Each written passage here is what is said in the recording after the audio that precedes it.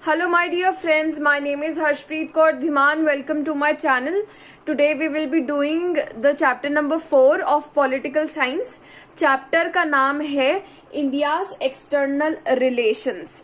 ठीक है, इंडिया किस तरीके से, एक्सटर्नल का क्या मतलब है, जो बाहर की कंट्रीज हैं उसके साथ कैसा रिलेशन रखता है.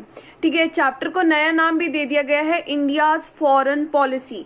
मतलब फॉरेन कंट्रीज के साथ क्या इंडिया सिर्फ बातचीत करने में विश्वास रखेगा कि कोई भी डिस्प्यूट है उसे बातचीत से सुलझा लेते हैं, या फिर इंडिया वॉर करने में विश्वास रखता है. तो उसके एक्सटर्नल रिलेशंस क्या हैं, उसकी फॉरेन पॉलिसी क्या है, हम वो पढ़ने वाले हैं कि हमारी जो कंट्री है वो कैसे वर्क करती है विद अदर नेशंस. ठीक है, अब देखिए, जब भी हम एक कंट्री की फॉरेन पॉलिसी बनाते हैं तो उसमें दो चीजें बहुत ज्यादा मैटर करती हैं. एक चीज है इंटरनल, मतलब हमारी कंट्री में क्या कुछ चल रखा है. ठीक है, पहले हिस्ट्री में क्या हो रखा है और अब क्या हो रहा है. मतलब कि हम डोमेस्टिक इश्यूज पर ध्यान देते हैं सबसे पहले फॉरेन पॉलिसी बनाते हुए. फॉरेन पॉलिसी मतलब हम बाहर के देशों के साथ किस तरीके से अपना रिलेशन रखने वाले हैं. दूसरी चीज होती है एक्सटर्नल, मतलब बाहर की कंट्रीज जो हैं हमारी, किस टाइप से क्या क्या चल रहा है बाहर की कंट्रीज में, वो चीज मैटर करती है. मतलब इंटरनेशनल एनवायरनमेंट भी मैटर करता है. ओके, अब देखिए, हम बात करने वाले हैं कि इंडिया जब इंडिपेंडेंट हुआ इन 1947, तब इंटरनेशनल एनवायरनमेंट कैसा था. हम ये नंबर 2 वाली चीज पढ़ने वाले हैं कि एक्सटर्नल जो हमारा एनवायरनमेंट था उसमें क्या कुछ चल रहा था. अब देखिए, सबसे पहले एक बेसिक क्लियर करते हैं.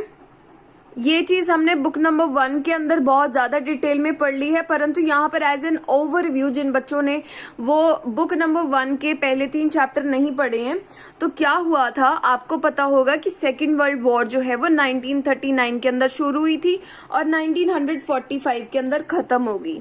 अब जो ये सेकेंड वर्ल्ड वॉर खत्म हुई, इसमें हमारे 2 विनर्स थे. ठीक है, मतलब 2 कंट्रीज जो है सबसे ज्यादा ऊपर पहुंच गई थी, टॉप पर पहुंच गई थी. बाकी की कंट्रीज की काफी ज्यादा डिस्ट्रक्शन हो गई थी. ठीक है, अब देखिए, जो आपका यूएस है वो पहली ऐसी कंट्री थी, ठीक है, जो कि काफी ज्यादा पावरफुल हुई after second world war. Okay, second जो हमारी स्टेट है वो है यूएसएसआर. ठीक है, ये क्या है, 15 कंट्रीज का एक मिला हुआ ग्रुप है. ठीक है, यूएसएसआर को सोवियत यूनियन भी बोलते हैं. ठीक है, अब ये जो यूएसएसआर और यूएस है, यूनाइटेड स्टेट्स है, ये दोनों एक दूसरे के साथ दुश्मन बन गए. ठीक है, मैं ज्यादा पावरफुल, नहीं मैं ज्यादा पावरफुल, इस टाइप की फीलिंग क्रिएट हो गई. अब क्या हुआ, यूएस के साथ काफी सारी कंट्रीज जुड़नी शुरू हो गई. ठीक है, ताकि हमें हेल्प मिल जाए यूएस की अपनी कंट्री को डेवलप करने के लिए. तो उस चीज के लिए बनाई गई नॉर्थ अटलांटिक ट्रीटी ऑर्गेनाइजेशन, जिसे नाटो शॉर्ट फॉर्म में बोला जाता है. ठीक है, तो यूएस ने नाटो बनाई जिसके अंदर वो सारी कंट्रीज आ रही हैं जो यूएस के साथ चली गई. ठीक है, बाकी की जितनी भी कंट्रीज हैं यूएस के साथ, और जो यूएसएसआर के साथ मतलब कि सोवियत यूनियन जिसका हेड रशिया हुआ करता था, रशिया के साथ जो कंट्रीज गई वो वॉर्सो पैक्ट के थ्रू गई थी. ठीक है, यहाँ पर नाटो, यहाँ पर वॉर्सो पैक्ट के थ्रू कई कंट्रीज जो है वो यूएसएसआर के साथ जा रही थी. अब देखिए क्या होगा, अगर आप यूएस के साथ जा रहे हो नाटो के थ्रू, मतलब आप यूएसएसआर के दुश्मन बन गए हो. अगर आप यूएसएसआर के साथ जाते हो मतलब आप यूएस के दुश्मन बन गए हो. तो अब इंडिया ने क्या कहा, ना मैं यूएस के साथ जाऊंगा ना मैं यूएसएसआर के साथ जाऊंगा, मैं अलग रहने वाला हूँ. ठीक है, तो हमारी जो इंडिया कंट्री है उसने एक मूवमेंट शुरू करी विद सेवरल अदर कंट्रीज, जिसे कि नाम बोला गया. नाम का क्या मतलब है, हम किसी के साथ जुड़ने वाले नहीं हैं. ठीक है, तो नहीं के लिए नॉन, जुड़ने के लिए aligned movement, non aligned movement शुरू हो गई. ठीक है, हमारे पूरे वर्ल्ड में. तो ये आपको पता चल गया कि इंडिया किसी के साथ नहीं जुड़ा था आफ्टर 1945. ये बेस है पूरे चैप्टर का. ओके, तो अभी आप देख सकते हो कि 1947 के अंदर हम इंडिपेंडेंट हुए, उससे पहले वर्ल्ड वॉर 2 खत्म हुई है और पूरा वर्ल्ड जो है वो बहुत ज्यादा डिस्ट्रॉय हो चुका था, ठीक है। और आपका पूरा वर्ल्ड जो है वो 2 हिस्सों में बट गया था, एक था यूएस और यूएस के फ्रेंड्स, दूसरा था यूएसएसआर और यूएसएसआर के फ्रेंड्स, ठीक है। तो बाय का मतलब होता है 2, मतलब 2 हिस्सों में बायपोलर वर्ल्ड बन गया था, ये आपको समझ में आ गया। उसके बाद हम, क्योंकि सेकेंड वर्ल्ड वॉर अभी अभी हुई है, हमने थर्ड वर्ल्ड वॉर रोक के रखनी है, इसके लिए एक ऑर्गेनाइजेशन बनाई हमने, यूनाइटेड नेशंस ऑर्गेनाइजेशन, ठीक है। ये इसका मेन गोल क्या है कि हम थर्ड वर्ल्ड वॉर नहीं होने देंगे। तो यूएन की फॉर्मेशन हुई, ठीक है। हम ये देख रहे हैं कि वर्ल्ड में क्या चल रहा था जब हम इंडिपेंडेंट हुए, और कई अफ्रीका की और एशिया की कंट्री जो है वो इंडिपेंडेंट हो रही थी। जैसे हम कॉलोनी बन चुके थे ब्रिटिशर्स की, वैसे ही दूसरी कंट्रीज भी बन रखी थी, तो वो इंडिपेंडेंट हो रही थी, वो डीकॉलोनाइज हो रही थी। उसके बाद आपको पता है कि हमारा जो कंट्री है वो नॉर्मली ऐसे इंडिपेंडेंट नहीं हुआ था, पार्टीशन हो गया था हमारी कंट्री का, पाकिस्तान और इंडिया अलग अलग हिस्सों में बट गए थे। इसकी वजह से क्या हुआ, ब्रिटिशर्स हमें इंडिपेंडेंट तो करके गए, पर बहुत सारे इंटरनेशनल डिस्प्यूट भी जो हैं अब हमको देकर गए, ठीक है। इंडिया पाकिस्तान का कितना झगड़ा होता रहता है आपको पता है। उसके बाद चाइना जो है, जो कि कम्युनिस्ट आइडियोलॉजी को फॉलो करते हैं, वो भी काफी ज्यादा बढ़ता जा रहा था, ठीक है। यूएस और यूएसएसआर के अंदर दुश्मनी थी, तो न्यूक्लियर वेपन्स जो हैं वो बहुत ज्यादा अमाउंट में प्रोड्यूस होने शुरू हो गए थे, ठीक है। अब इस टाइप के कॉन्टेक्स्ट में, मतलब इस टाइप की सिचुएशन में जो डेवलपिंग कंट्री होगी ना, मतलब जो डेवलप नहीं हो रखी जैसे हम थे, वो बिल्कुल एक सीधा साधा फॉरेन पॉलिसी रखेगी कि हम सिर्फ अपनी डेवलपमेंट करना चाहते हैं और हम आसपास की कंट्री के साथ अच्छा रिलेशन बना लेंगे। परंतु ये डेवलपिंग कंट्रीज कोई बड़ा स्टेप नहीं लेंगी कि हम कोई बहुत मतलब अलग से ही स्टेप ले लें, जैसे कि नैम है, ठीक है। हमने बहुत अलग स्टेप लिया, हमने नैम की क्रिएशन की, ठीक है। हमने वो फर्स्ट बुक में पढ़ रखा है कि कैसे कैसे हुई थी। तो हमारे कॉन्स्टिट्यूशन में क्या दे रखा है फॉरेन पॉलिसी के बारे में हम वो पढ़ते हैं। आर्टिकल 51 जो है वो बताता है कि हमारी फॉरेन पॉलिसी का बेस क्या है, ठीक है। आर्टिकल 51 ऑफ द कॉन्स्टिट्यूशन, इसके अंदर एक्चुअल में क्या दे रखा है, directive principle of state policy, मतलब कि हमारे जो कॉन्स्टिट्यूशन है उसने कुछ डायरेक्शंस दे रखी हैं, ठीक है। किसको, स्टेट को, स्टेट का मतलब क्या है, गवर्नमेंट को, कि आपको ऐसे ऐसे काम करना है। उसका मतलब होता है डीपीएसपी, ठीक है। D for directive, P for principle, S for state and P for policy. Directive principle of state policy का पार्ट है आर्टिकल नंबर 51, ठीक है। ये किसके बारे में बात करता है, it talks about promotion of international peace and security. मतलब हम एक ऐसी कंट्री हैं जो कि पूरे वर्ल्ड का पीस चाहती है, शांति चाहती है पूरी वर्ल्ड में। देखो कितने अच्छे हैं हम, है ना। तो हम इंटरनेशनल पीस चाहते हैं, हम इंटरनेशनल सिक्योरिटी चाहते हैं कि हम एक दूसरे के ऊपर हमला वगैरह ना करें। इसके अंदर 4 चीजें दे रखी हैं। The state shall endeavour to, state का मतलब होता है गवर्नमेंट, जिसके पास अथॉरिटी है। यहाँ पर ये राज्य सरकार वाली स्टेट नहीं है, ठीक है। तो ये स्टेट है मतलब गवर्नमेंट, ठीक है। शेल एंडेवर, मतलब एंडेवर का मतलब कि बहुत ज्यादा एफर्ट्स लगाएगी किस किस चीजों में। सबसे पहली चीज वही है, promote international peace and security, हम हर एक जगह शांति फैलाएंगे, नंबर ए है ये। बी पॉइंट है, maintain just and honourable relation between Nations, ठीक है। आप अपनी बुक का पेज नंबर 66 खोल के पढ़ सकते हो बहुत अच्छी तरीके से कि हमने क्या है, हम बहुत ज्यादा जस्ट रिलेशन रखेंगे, मतलब न्यायपूर्ण रिलेशन रखेंगे और काफी ज्यादा रिस्पेक्ट से हम दूसरी कंट्रीज को ट्रीट करने वाले हैं, ठीक है। सबसे पहली चीज हमें शांति चाहिए, दूसरी चीज हम कैसे किस टाइप से रिलेशन रखेंगे, तीसरी चीज foster respect for international law, मतलब हम जो पूरे वर्ल्ड का लॉ है हम उसके लिए बहुत ज्यादा रिस्पेक्ट करते हैं उसकी।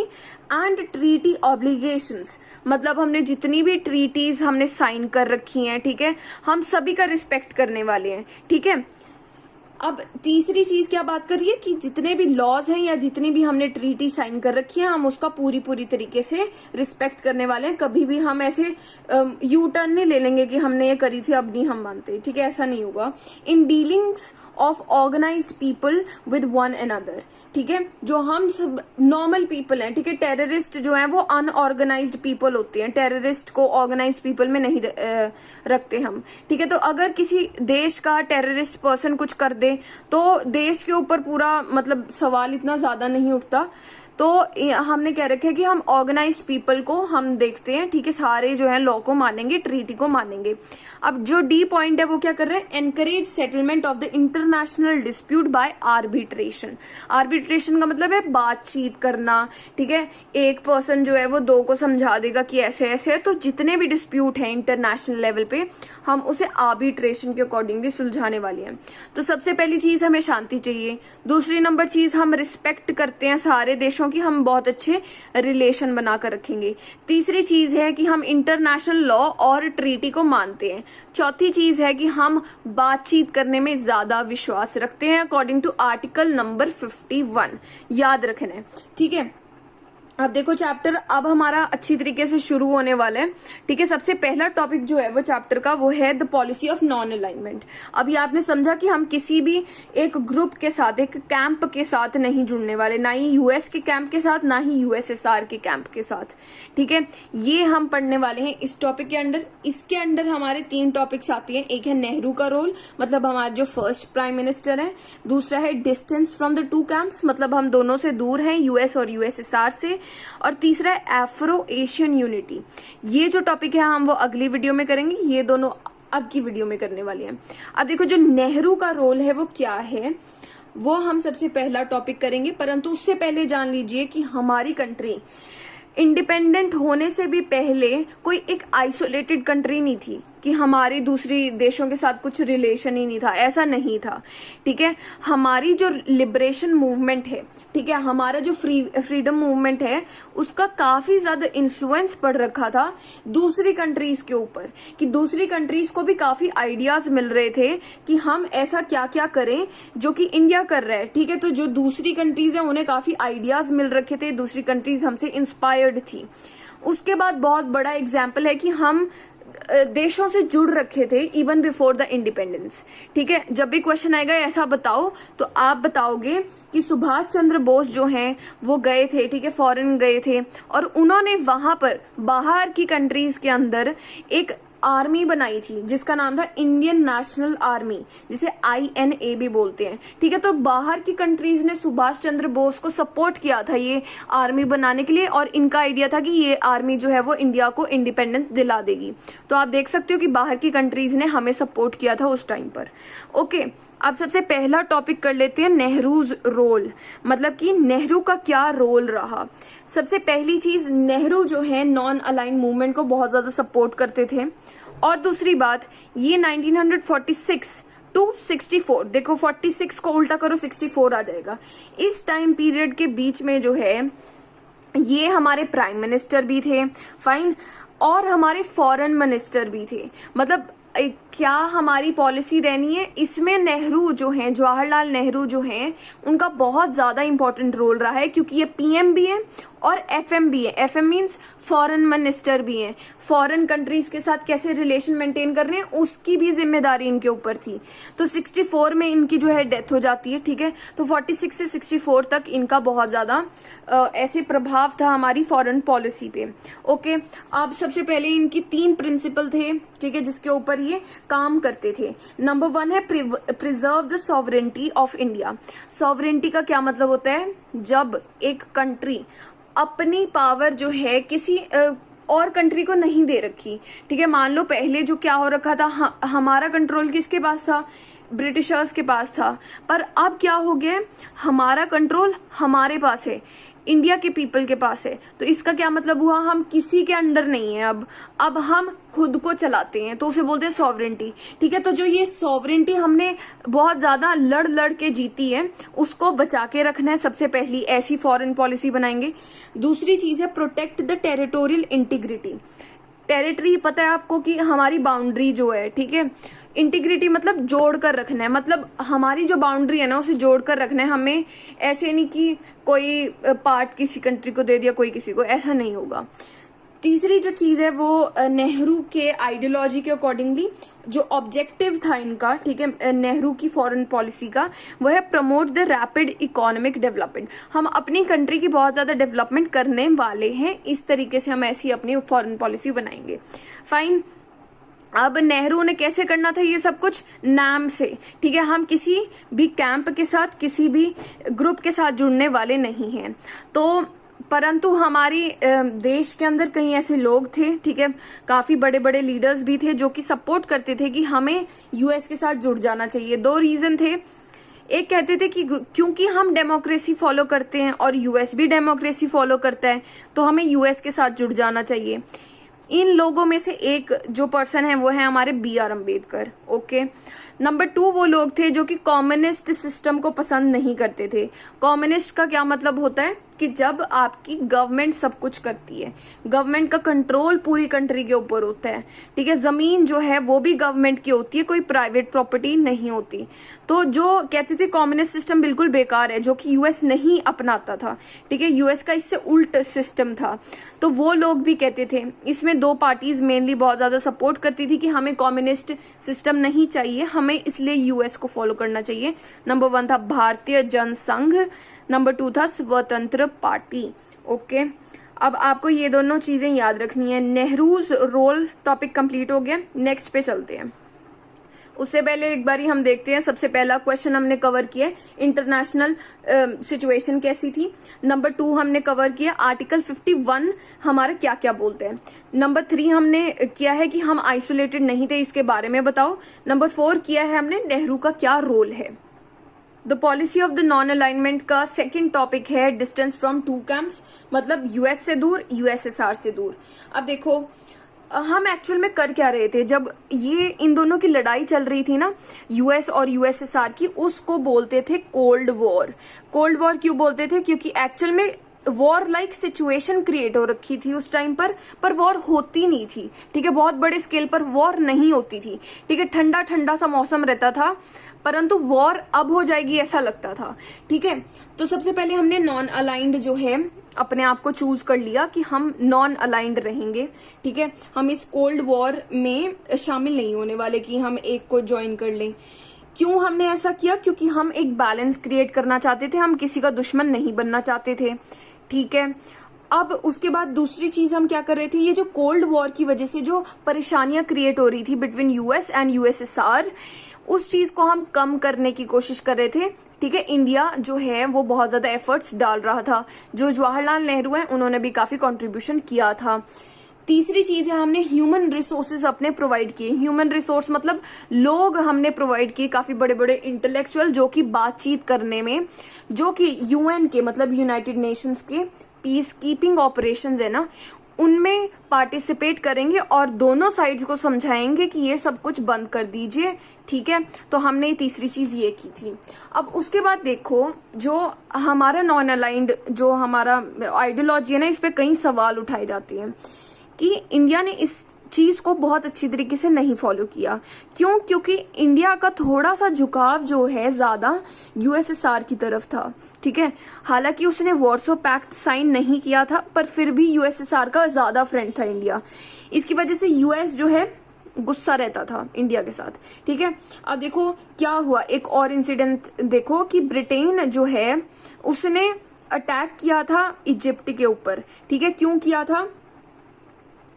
एक सुएज कैनल है उसके इशू की वजह से ब्रिटेन ने इजिप्ट के ऊपर किया अटैक। तो ब्रिटेन पहले से हमारा दुश्मन है, तो इंडिया ने बहुत सब कुछ बोला, प्रोटेस्ट के अंदर पार्टिसिपेट किया। पर जब यूएसएसआर ने हंगरी के ऊपर अटैक किया ना, मैंने आपको बताया यूएसएसआर का थोड़ा ज्यादा फ्रेंड था इंडिया, तो तब इंडिया कुछ भी नहीं बोला। तो सारे बोलते कि इंडिया जो है एक तरफ को झुका हुआ है, ठीक है, नाम को अच्छी तरीके से फॉलो नहीं कर रहा, ठीक है। और पाकिस्तान ने जो है यूएस को फॉलो कर रखा था, ठीक है, यूएस के साथ जुड़ रखा था पाकिस्तान। तो आप देख सकते हो कि यूएस जो है थोड़ा परेशान था इंडिया की डिसीजन की वजह से। अगला टॉपिक हम अगली वीडियो में करेंगे। Till then bye bye.